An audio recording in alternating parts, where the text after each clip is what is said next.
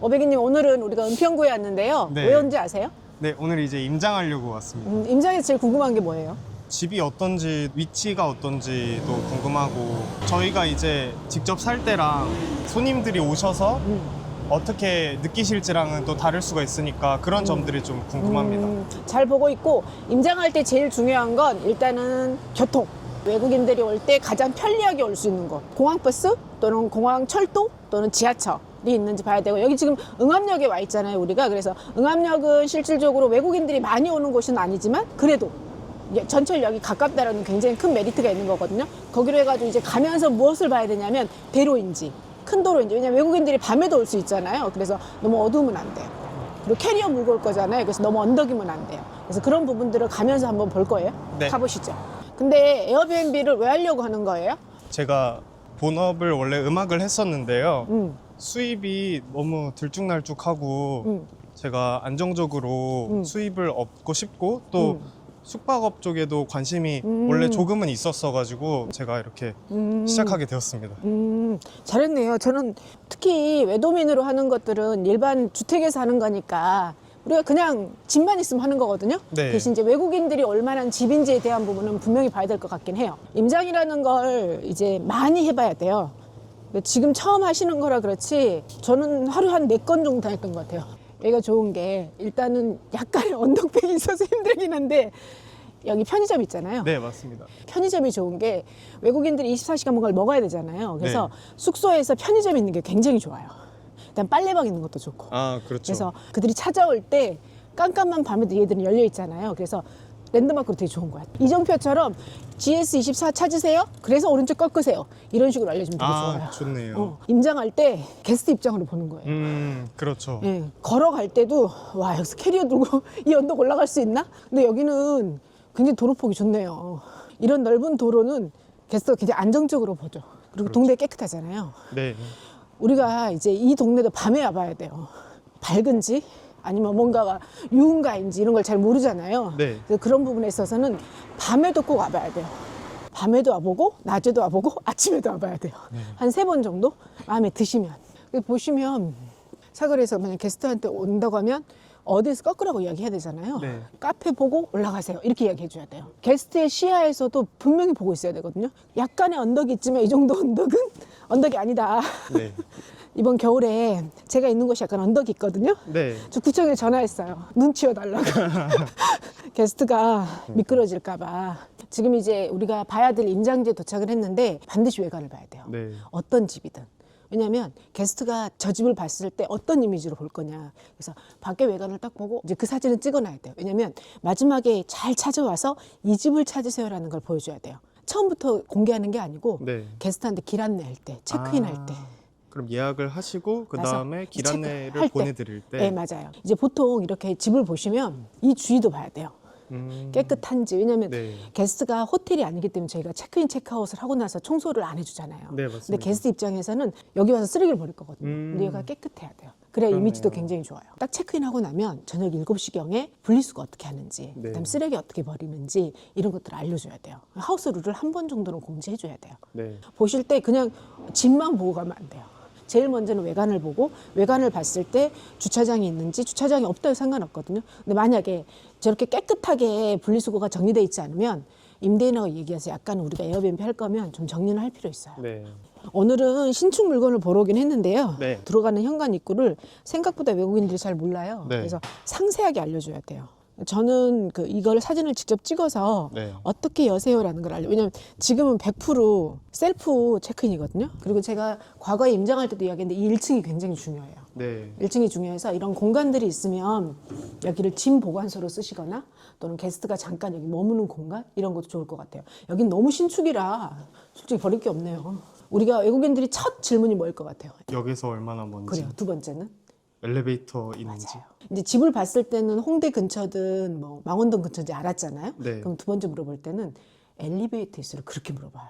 왜냐면 집을 보니까 전망은 좀 있어 보이는데 저 혹시 계단이 있어요? 이렇게 물어봐요. 특히 어르신들 모시고 오거나 아이들, 유모차 하신 분들은 절대 필수로 물어보세요. 네. 그래서 엘리베이터가 이제 이런 신축 같은 경우에 있어서 좋은데 없어도 괜찮아요? 네. 없어도 괜찮은데 대신 이제 없으면 계단이 좀 많으면 저는 짐을 올려주는 서비스를 하라고 해요. 근데 엘리베이터를 딱 탔을 때 봐야 될 거는 내려서 왼쪽으로 오세요, 오른쪽으로 오세요도 알려줘요. 저는. 왜냐면 게스트가 되게 헤매요. 그래서 이제 이렇게 들어오게 되면 여기서 제일 먼저 봐야 될 거는 현관이 어느 정도 돼 있는지. 중문도 있고. 네. 들어오세요. 네. 지금 우리가 투룸에 와 있거든요. 응암동에 있는 신축 같아요. 오, 생각보다 넓게 잘 빠졌는데요. 와, 좋네요. 네, 깨끗하고 딱 집을 와보면 느낌이 어떠세요? 깨끗한 느낌 있죠. 신축이다 보니까. 너무 깔끔하고. 예. 근데 이제 우리가 왔을 때 두 가지를 보는데 이제 진짜 거실을 어떻게 할 것인가가 진짜 사업의 성패예요. 에어비앤비는. 그래서 여기에 어떻게 세팅을 하지? 라는 상상을 계속 꾸며야 돼요. 네. 그리고 오늘은 줄자를 안 가져왔는데 항상 임장을 할 때는 저는 이제 전자줄자 갖고 다니거든요. 아, 네. 전자줄자로 재요. 이 집을 바로 들어올 수도 있잖아요. 그래서 특히 큰 가구 들어올 거, 소파.